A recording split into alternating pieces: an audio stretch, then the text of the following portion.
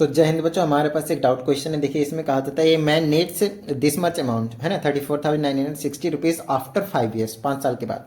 How much he should invest every month in recurring deposit account to get required money at the rate of 8% per annum. ठीक है, तो बड़ी छोटी सी चीज़ है, बहुत ही अच्छे तरीके से समझिएगा। सबसे पहले देखिए उनको जो अमाउंट चाहिए वो है कौन सा अमाउंट, वो अमाउंट होती है मैच्योरिटी वैल्यू, कि आप 5 साल के बाद 10 साल के बाद आपको टोटल अमाउंट जो मिलता है वो उसे हम क्या कहते हैं, मैच्योरिटी वैल्यू कहते हैं। एमवी से रिप्रेजेंट करते थे राइट। तो 34,960 5 years के बाद, मतलब इसको हम जब मंथली में काउंट करते थे उसको हम एन से जानते थे। तो 5 12 है ना, 5 12 1 ईयर में 12 मंथ, 5 12 60 टोटल मंथ्स हो जाएंगे। मंथली है ना, एवरी मंथ की बात की जा रही राइट।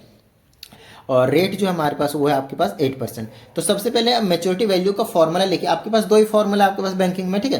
तो पहला आपके पास फॉर्मूला था मैच्योरिटी वैल्यू का, और मैच्योरिटी वैल्यू का फॉर्मूला था प्रिंसिपल मल्टीप्लाई कितने महीने के लिए और प्लस में उसमें कितना आपके पास सिंपल इंटरेस्ट है, ये पहला फॉर्मूला था। दूसरा इंटरेस्ट का फॉर्मूला था, वो था पी, फिर मल्टीप्लाई में एन ब्रैकेट में n+1 डिवाइडेड बाय में 2 मल्टीप्लाई 1/12, और दूसरा था इंटू में ही आपके पास r बाय में 100।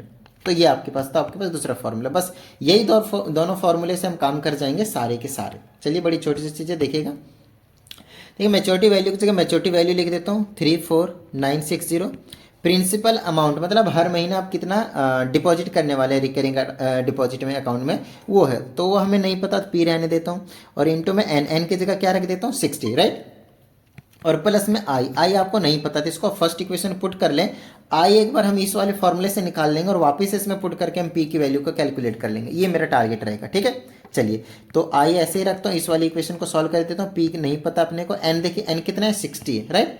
यहाँ पे पुट कर दिए 60 मल्टीप्लाई, और मल्टीप्लाई में 61 n+1 के लिए डिवाइडेड बाई 2, और मल्टीप्लाई में 1 में ये 12, और इंटू में r बाय में 100। r की जगह कितना लिख दो, मैं 8 लिख देता हूँ। ठीक है, चलिए टिड़िंग करके मैं 8 लिख देता हूँ, 8/100।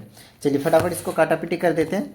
और 12 से इसको काट दूंगा 5 बार में, और 5 से जब मैं इसको उड़ा देता हूँ तो कितनी बार में, 5 दूनी 10 20 बार में। ठीक है, चलिए और काट देते हैं। इसको काट देता हूँ 4 बार में, इसको काट देता हूँ 10 बार में, इसको काट देता हूँ 2 बार में, इसको काट देता हूँ 5 बार में, और 2 से 2 को उड़ा देता हूँ। तो कहीं ना कहीं देखा जाए तो मेरे पास आई की जो वैल्यू निकल कर आ गई वो एक तो 61 बचा ऊपर, एक पी बचा, और नीचे में क्या बचा 5 बचा। ठीक है, बस इतनी चीज़ बची। देख लीजिए अगर कोई चीज़ और बची है तो बस, है ना, अपना काम हो गया। बस यहीं पे पुट करना फर्स्ट इक्वेशन में यहाँ पे।